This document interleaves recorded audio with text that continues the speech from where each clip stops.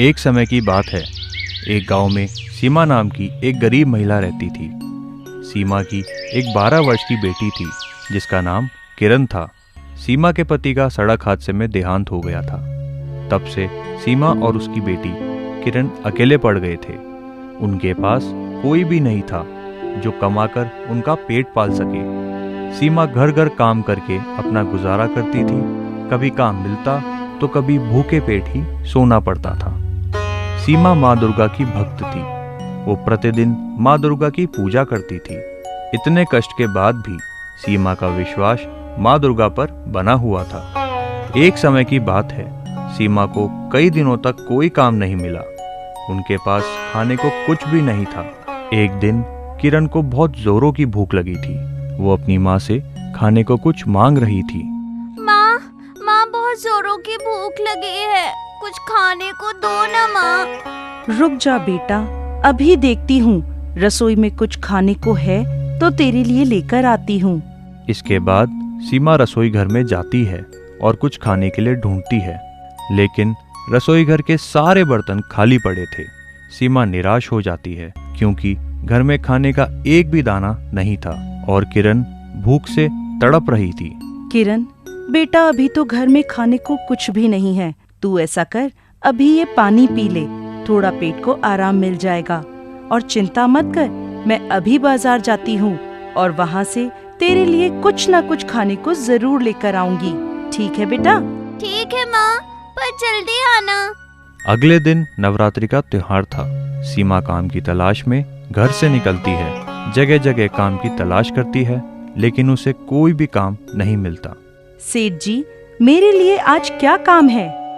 अरे सीमा, क्या बताऊं, आज तेरे लायक मेरे पास कोई काम नहीं है। वो क्या है ना कि कल से नवरात्रि आने वाली है, तो 9 दिन तक सभी नवरात्रि की तैयारी में व्यस्त हैं। इस वजह से अगले 9 दिन तक बाजार में तेरे लायक काम नहीं है। जा, आज तू घर चली जा। मैं कैसे घर जाऊं? वहाँ मेरी बेटी इस इंतजार में बैठी है कि मैं उसके लिए कुछ खाने को लाऊंगी।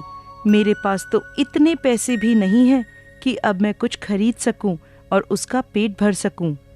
अरे, ये कुछ सिक्के पड़े हैं, लेकिन इनमें क्या ही आएगा? अभी 9 दिन हैं, 9 दिन तक कैसे गुजारा होगा? हे देवी माँ, कोई रास्ता दिखाइए। अरे बहन जी, क्या सोच रही हो? साबूदाना ले लो, थोड़ा सा बचा है, सस्ते में दे दूंगा। नवरात्रि आने वाली है, साबूदाने की खीर और खिचड़ी बनाकर खाना। कितने का दे रहे हो भाई? आप कितना पैसा दे दोगी? थोड़ा सा बचा है, मुझे तो निपटाकर घर जाना है। ये 20 रुपए है मेरे पास, इतने में दे दो। अरे ये तो बहुत कम है, इतने में क्या मिलता है? चलो कोई नहीं, आप ले जाओ। किस्मत से सीमा को उन पैसों से साबूदाने मिल गए, जिससे कुछ दिन उनका गुजारा चल जाता। लेकिन इतने साबूदाने 9 दिन के लिए पर्याप्त नहीं थे। सीमा उदास मन लेकर घर जाती है। माँ आ गई, क्या लाई हो माँ मेरे लिए? हाँ बेटा, देख, मैं तेरे लिए साबूदाना लाई हूँ। बस यही लाई हूँ, ये तो बहुत कम है। अरे किरण बेटा, मैं ये जानबूझकर कम लाई हूँ। तुझे पता है ना, कल से नवरात्रि शुरू हो रही है, तो इस बार मेरे साथ तू भी 9 दिन का व्रत करना। हम दोनों 9 दिनों तक नवरात्रि का व्रत रखेंगे, माता की पूजा अर्चना करेंगे और उनसे प्रार्थना करेंगे कि हमारे ये कष्ट भरे दिन जल्द ही टल जाएं। समझी? और ये साबूदाना हम रात में खाएंगे, इसलिए ही तो मैं कम साबूदाना लाई हूँ। तू भी व्रत रखेगी ना मेरे साथ? हाँ माँ, हम दोनों नवरात्रि का व्रत रखेंगे, दोनों माँ दुर्गा की पूजा करेंगे। लेकिन हाँ, एक बात याद रखना, व्रत रखना बहुत मुश्किल होता है। व्रत को बीच में तोड़ते नहीं है और भूख भी नहीं करना। नहीं माँ, मैं व्रत नहीं तोड़ूंगी और अब मुझे भूख भी नहीं लगी है। सीमा व्रत का बहाना करती है, जिससे किरण बार बार खाना ना मांगे। मजबूरी में ही सही, अगले दिन से सीमा और किरण ने नवरात्रि के व्रत रखे। वो सुबह उठकर माँ दुर्गा की पूजा करते, पूरे दिन उपवास करते और रात में साबूदाने की खिचड़ी खाकर सो जाते। इस तरह किरण का दिल भी लगा रहता और उसको सीमा ये भी महसूस नहीं होने देती कि घर में खाने की कमी है। ऐसे ही दिन बीतते गए।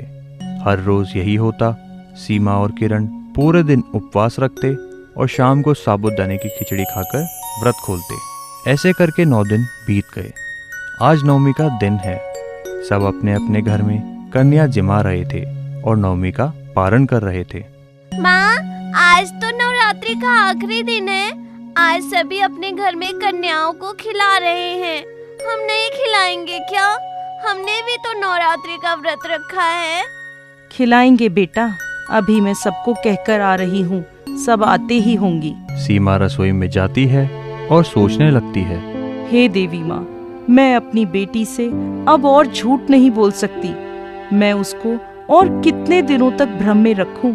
कैसे उसको बताऊं कि हमने कोई नवरात्रि के व्रत नहीं रखे, बल्कि हमारे पास तो कुछ खाने को ही नहीं है, इसलिए हमें भूखे पेट रहना पड़ा।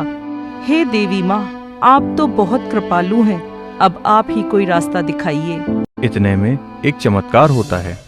रसोई घर के सारे बर्तन देखते ही देखते स्वादिष्ट पकवानों से भर जाते हैं। यह देख सीमा चौंक जाती है। उसे कुछ समझ नहीं आता कि ये क्या हो रहा है। तभी रसोई घर में किरण आ जाती है। माँ, सभी लोग आ गए हैं। लोग? कैसे लोग?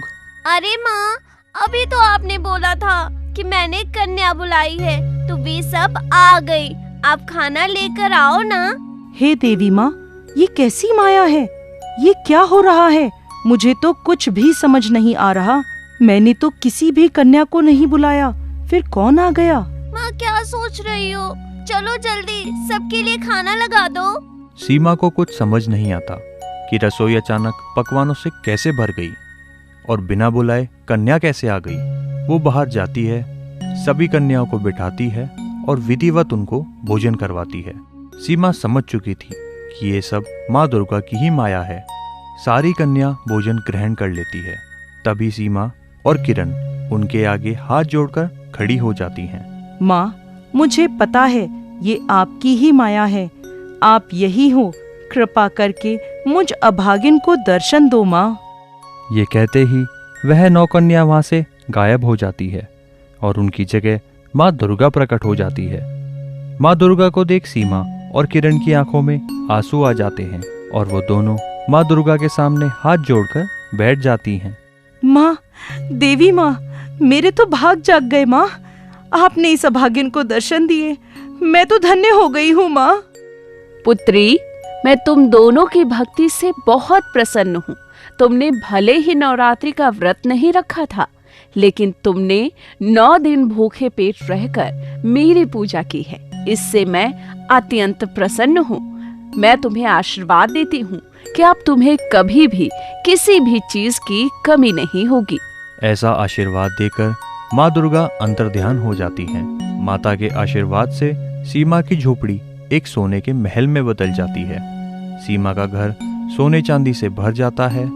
ये देखकर दोनों बहुत खुश होते हैं। माँ दुर्गा की कृपा से सीमा का घर धन दौलत और खुशियों से भर जाता है।